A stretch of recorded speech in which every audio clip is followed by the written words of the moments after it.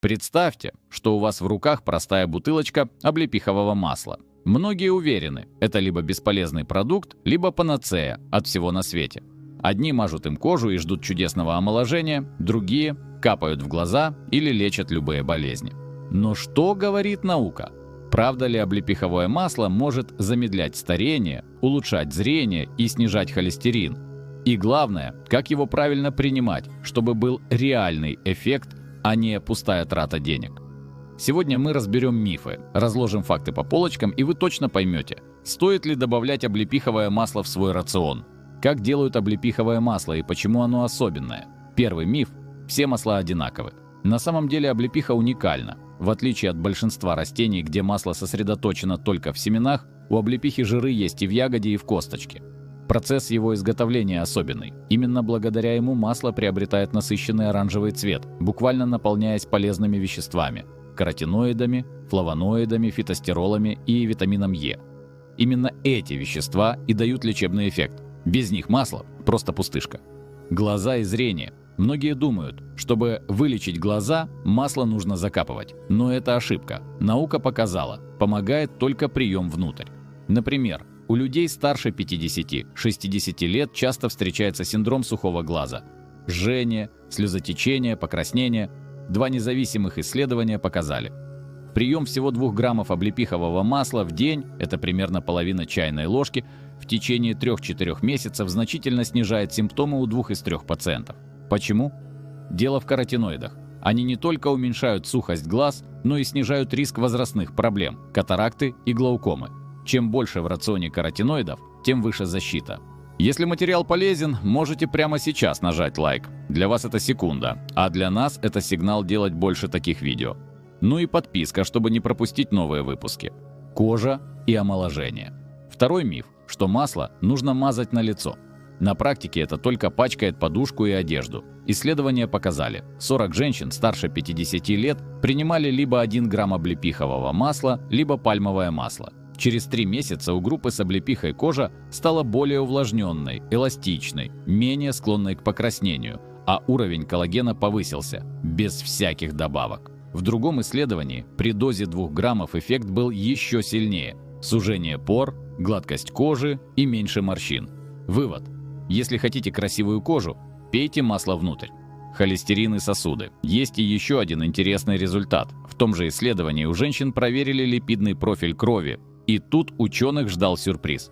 У тех, кто принимал облепиховое масло, вырос уровень так называемого «хорошего холестерина». При этом триглицериды и плохой холестерин, наоборот, снизились.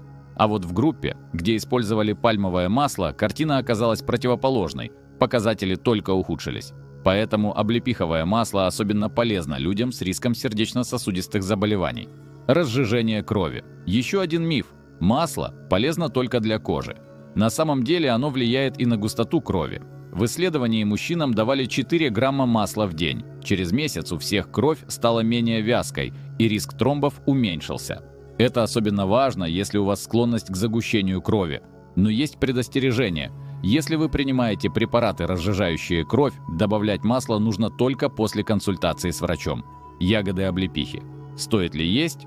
Многие верят, что ягоды сами по себе – лекарство от старости. Но это очередной миф. Научные исследования показывают, в ягодах мало жирорастворимых веществ, именно тех, что делают масло лечебным. Чтобы получить заметный эффект, ягоды пришлось бы есть каждый день целыми мисками, что звучит нереалистично. Эксперименты с регулярным приемом ягод показали, простуды они не снижают, холестерин не улучшают, максимум – легкое уменьшение воспалительных маркеров в крови. Иными словами, ягоды вкусные, но лечебного эффекта ждать не стоит. Как правильно принимать облепиховое масло? Дозировка. Уже половина чайной ложки от 2 до 3 граммов дает эффект. Оптимальная доза – 1 чайная ложка, 5 граммов. Безопасность. Масло не токсично даже в больших количествах. Но детям и людям с хроническими заболеваниями дозу должен подбирать врач. Время приема. Лучше вместе с едой, содержащей жиры. Рыба, мясо, салат с маслом. Так каротиноиды усвоятся лучше. Курс. Минимум 2 месяца. Оптимально 3-4 месяца, затем перерыв месяц. Хранение. Масло быстро окисляется. Срок не больше 3 месяцев. Лучше держать в холодильнике или морозильнике. Эффект на кожу. Если кожа немного пожелтеет, это накопившиеся каротиноиды. Абсолютно безопасно и даже полезно для защиты от фотостарения. Предостережение. Масло – не лекарство от всех болезней, а часть здорового питания. У людей с проблемами ЖКТ, хроническими заболеваниями печени и детей дозировка может отличаться. Консультация врача обязательна. Свежесть – ключевой фактор. Старое масло может не только не помочь, но и навредить. Итак, главный вывод – облепиховое масло действительно работает.